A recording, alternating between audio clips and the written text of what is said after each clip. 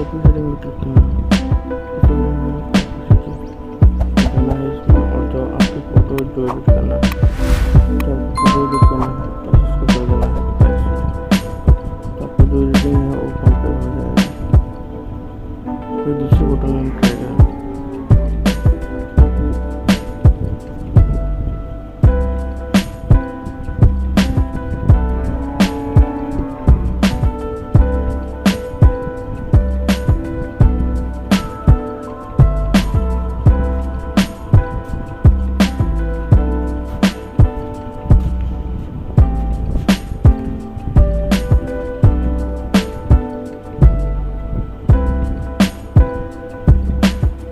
Tambah kita harus jeng,